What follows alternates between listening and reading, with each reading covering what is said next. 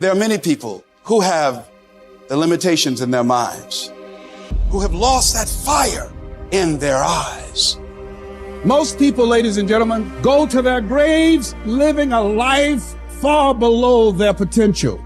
And the question is, if you die today, what ideas, what dreams, what talents, what gifts will die with you? You have the ability to do more than you can ever begin to imagine.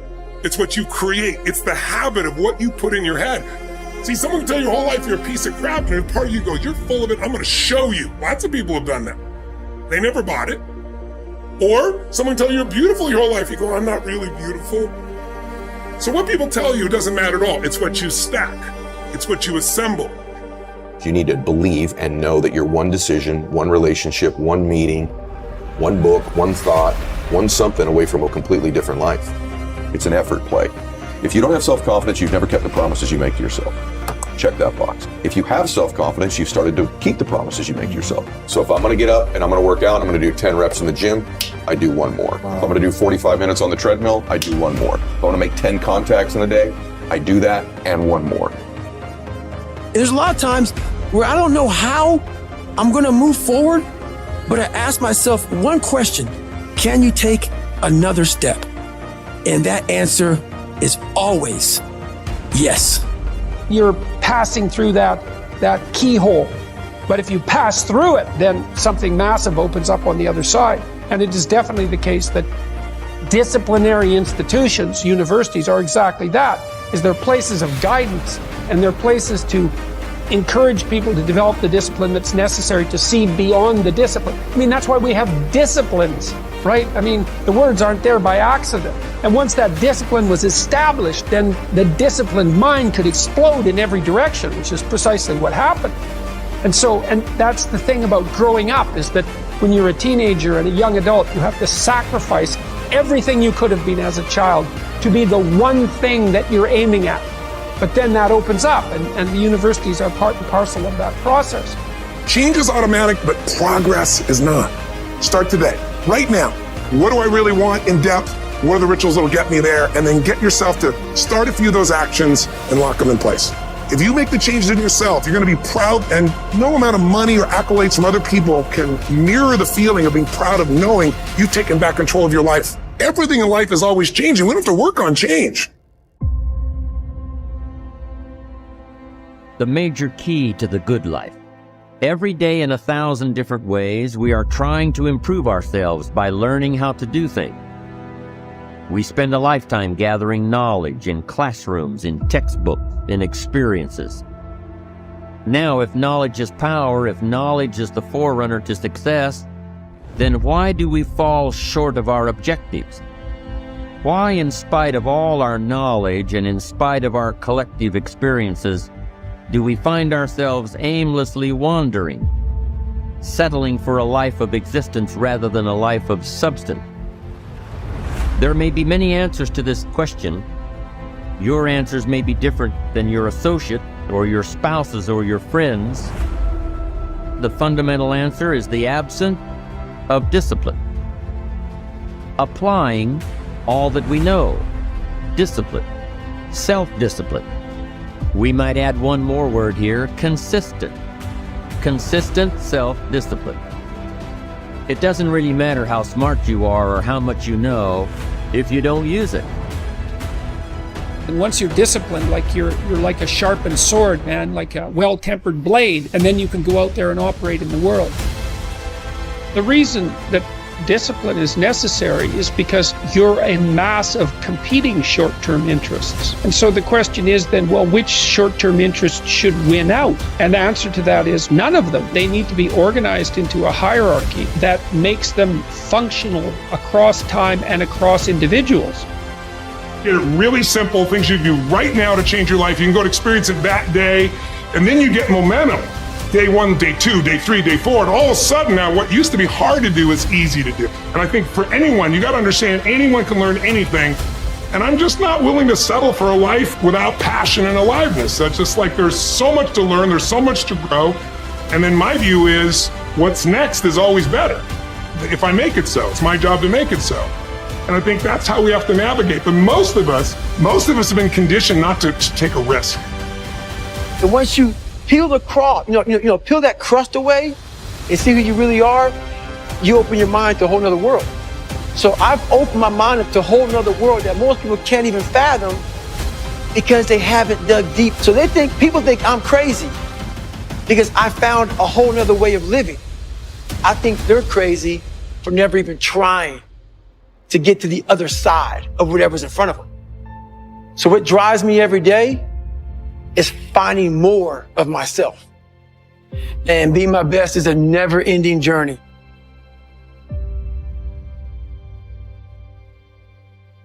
If you study a subject every day for 1 hour a day, 5 days a week, in 5 years you will become an expert in that area. Some things simply have to be done every day.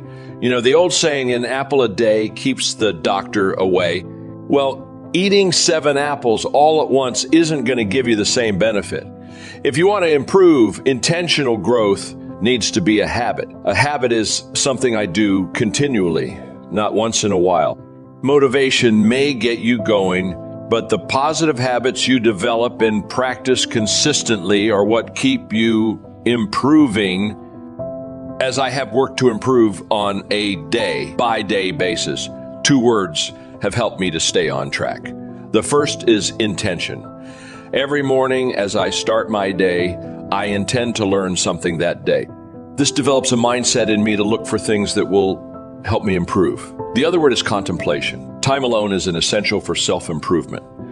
When I spend time thinking about my challenges, experiences, and observations, it allows me to gain perspective. I can evaluate any losses and I can learn from them. Contemplation time by myself also gives me time to do positive self-talk. The most important words we will ever utter are those words we say to ourselves, about ourselves, when we are by ourselves. During these conversations, we can beat ourselves up and make ourselves feel really small, or we can learn and build ourselves up so that we become better. If you want to spend some time each day to try to improve yourself, you might want to begin by asking yourself 3 questions at the end of the day, as I do. They are, what did I learn today? What spoke both to my heart and my head? How did I grow today? What touched my heart and affected my actions? What will I do differently? Unless I can state specifically what I plan to do differently, I won't learn anything. One of the things I don't do is compare myself to others during that time. There's a reason for that. My desire is to not become superior to anybody else. I only want to be superior to my former self. Intention and contemplation assist me in doing that. Intentional improvement is within the reach of anyone, no matter how experienced or green, educated or ignorant, rich or poor. To start improving today, do these 3 things. Decide you are worth improving to improve yourself. You must believe you can improve. Author Dennis Whitley has a wonderful definition for personal development. He says that it is the conviction that there is value in your dreams. Personal development, he says, is the belief that you are worth the effort, time, and energy needed to develop yourself. It gives you permission to invest in yourself so you can develop your own potential. You can invest in yourself. You don't need anyone's dreams but your own. And you don't need to become anyone other than yourself at your best. The great philosopher Thomas Carlyle once wrote, "Let each become all that he was created capable of being." I can't think of a better definition of success. Life challenges us every day to develop our capabilities to the fullest. We're successful when we reach for the highest that's within us, when we give the best we have. Life doesn't require us to always come out on top. It asks only that we do our best to improve at whatever level of experience we are currently on. Pick an area to improve. You will have plenty of time to improve other areas of your life. Focus on the one now that makes the most of your strengths and is closest to your sense of purpose. Suggesting you to spend an hour a day improving in that area. Then take it slow but steady. We always overestimate what we can get done in a day or a week, but we underestimate what we can get done in a year. Just imagine what you will be able to get done in 5 years. Find opportunities to improve in the wake of your losses. Focused, strategic improvement is important to success. But so is learning from our losses as they come. However, let me say this. Some lessons in life cannot wait. You must make the most of them when they occur. If you don't examine what went wrong while the details are fresh, you may lose the ability to learn the lesson. Besides, if you neglect to learn the lesson immediately, you may experience the loss again. Business professor Jonh Maxvell said, "When you cease to be better, you cease to be good. When you stop growing, you cease to be useful, a weed in the garden of prosperity." We are what we are today because we were what we were yesterday, and our thoughts today determine our actions tomorrow. Those who learn from their losses give themselves that permission. As your friend, I give it to you also.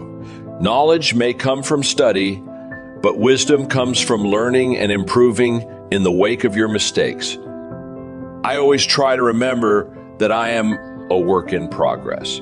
When I maintain that perspective, I realize that I don't have to be perfect. I don't have to have it all together. I don't need to try to have all the answers. And I don't need to learn everything in a day. When I make a mistake, it's not because I'm a failure or worthless. I just didn't do something right because I still haven't improved enough in some part of the process.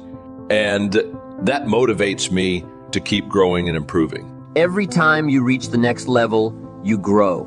And every time you grow, your potential changes. After you conquer that challenge, you discover that what you are now capable of has changed. You have more strength to conquer higher mountains. If you are going to reach your true potential, you have much bigger challenges to face. There's an unlimited amount of mountains to climb because your growth is unlimited. And because your growth is unlimited, that means your potential is also unlimited. It's never-ending, a never-ending journey of growth and expansion. Your growth is unlimited in every area.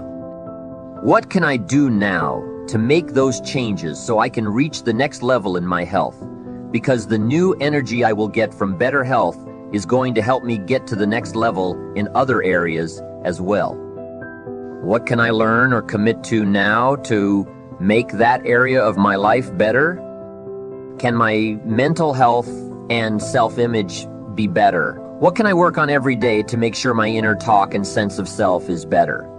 Because the better I feel about me, the better I am going to show up in this world. When I get to the end of my life, I want to know for sure I left nothing on the table. I want to know I gave my heart and soul to reach my truest potential. I want to know I did all I could to carve out the greatest version of me. No regrets. That's what it's about. Having zero regrets. And you can only have no regrets if you gave every ounce of your soul while you were alive on this planet. Every area can be mastered, so I am going to master every area. What's the point in having one piece of the pie? I'm cooking the whole thing, so I'm going to enjoy the whole thing, piece by piece, until my soul is full, and it will never be full until the end of my life. When I look in the mirror and can say, honestly, I gave everything to be my very best, and I'm proud of who I have become, until that day I will not stop. I want to know what my life would be like if I just gave everything I have for my goals and dreams. Not just one day, every day. What if I got better every day? Not just one day, a new piece of knowledge I could use to benefit my future. How great could I become? Ask yourself that question. How great could I become? What areas of my life could be the very best they have ever been? What could I commit to right now to make absolutely sure I am pushing for my highest potential? I want you to make that commitment today. Do whatever you must do to ensure you get to the end with no regrets.